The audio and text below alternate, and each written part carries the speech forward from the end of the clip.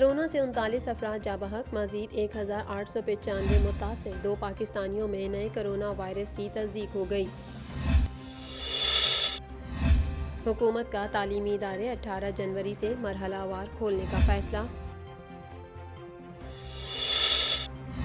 Money laundering case में शहबाज शरीफ ने एक बार फिर मेडिकल बोर्ड बनाने की इस्तदा कर दी। पाकिस्तान में अदम इस्तेहकाम के लिए बैरूनी फंडिंग की गई। 5 मुखालिफ बयानात उसी साजिश का हिस्सा हैं। रहमान मलिक।